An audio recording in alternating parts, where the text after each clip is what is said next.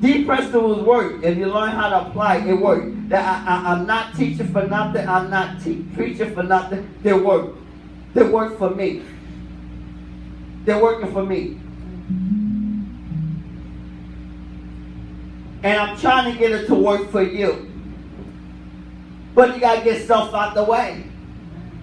And Hosea was telling the people, you have destroyed yourself. You are destroying yourself. Amen. You think you're hanging out in the street. You think you don't have to obey your parents and you don't have to obey your mother and your father. The Bible said when you don't obey your mother and your father, you are shortening your days.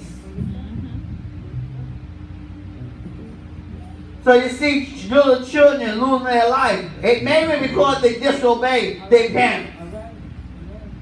Maybe if they would have listened to their mother and father when their mother and father said, don't go. Maybe if they would have listened and didn't go, maybe they would have never got caught up. Obedience goes a long way. And the same way how we got to listen to our mother and father, you also got to listen to the Spirit of God. If God said go, he means go. If God said stop, he means stop. He don't mean he said stop to keep going. God knows the road before you get there. It's the reason why, amen, you got fired. Or the reason why you got held up, amen, from going to the place that you thought you should be going.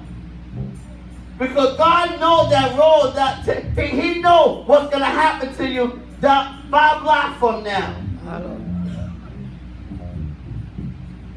And we want to question, well, why this happened? No, this is, thank God, it must be a reason why.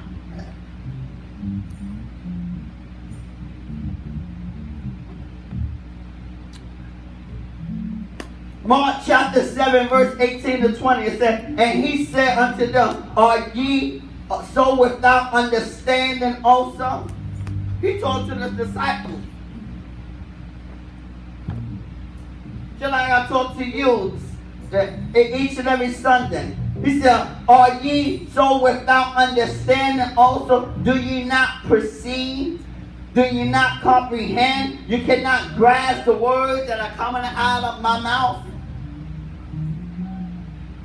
That whatsoever thing from without enter into the man, it cannot defile him. The thing that enter in cannot defile you, but into the belly, because it enters not into the heart, but into the belly, and going out into the dirt, purge all meat. And he said that which coming out of the man, that defile the man. That thing that's already been planted inside. That's what defiles. See, if you see somebody doing something, amen, it was always there.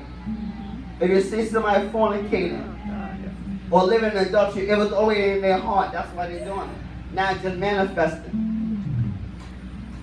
You see somebody, amen, transform their life, and you see that they once was a man, and now, amen, now they gone into digging down into homosexuality or lesbian. It was always there. Now it just manifested. It was always in their hearts. You didn't know nothing about it, but it was always there. And that's why they're doing it now. So that's what defiles you. The thing that is in your heart, the thing, amen, that was already inside. And like I said, sometimes we need to be healed and delivered, because sometimes we've been through some things, amen, and we see some things, and amen, we experience some things. If we don't get healed, it's still there. That lust problem is still there. If we don't get healed, that lust problem is still there, and that will defile us. And wonder why, amen, we step out on a man. Or we step out on a woman because it was always there.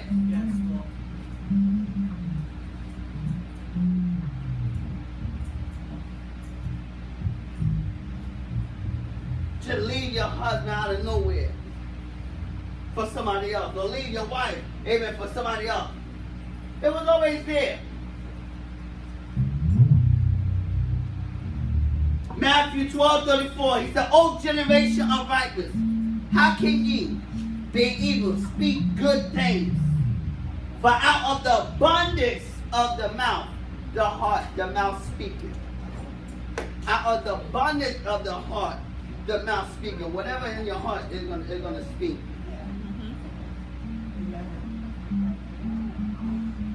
How can ye, being evil, speak good?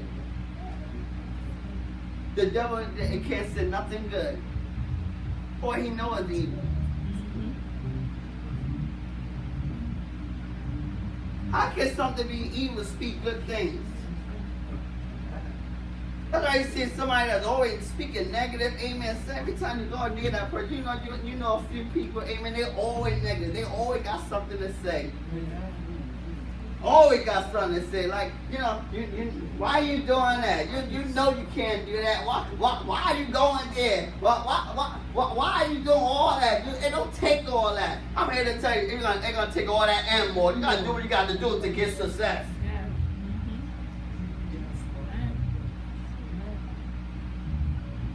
It don't take all that. Why are you going to church all the time?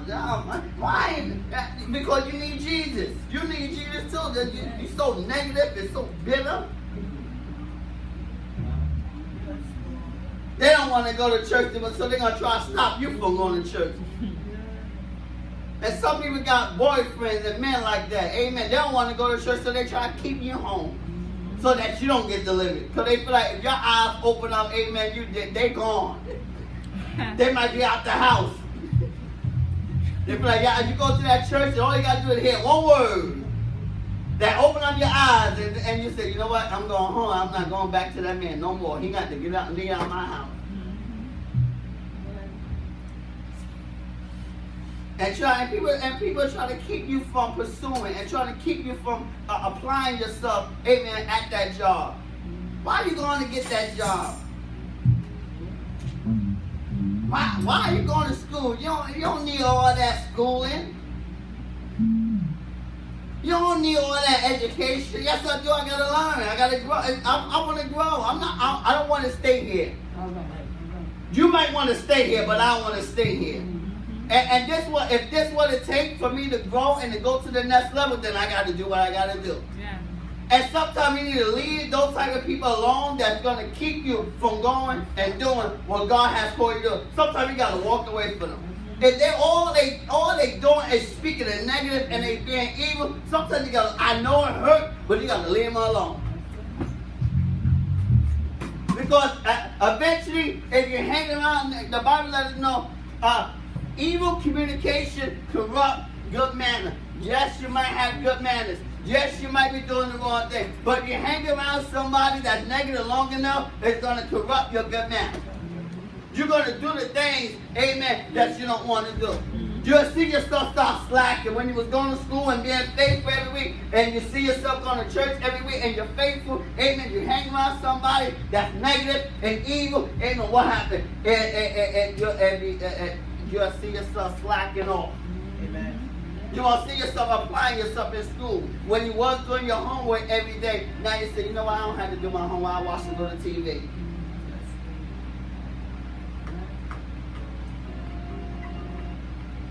Proverbs 18:21, it let us know death and life are in the power of the tongue. Death and life are in the power of the tongue. And they that love it shall eat the fruit thereof. You have the power or the ability to speak life into your existence, into your dead situation. You have the ability to speak success into your life. You have the ability to speak healing into your life. You have that ability. God has given you the power. It's in you. That little member, the Bible said that little member, that little tongue, that set the course of hell on fire.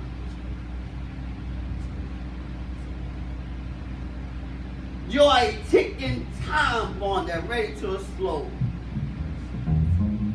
You are ready to self-destruct. Amen. Because you are so negative and so evil. Because you don't want to get yourself out the way. God said, obey me. God said, come to me. Amen. But you don't want to come to him. And you're ready to explode.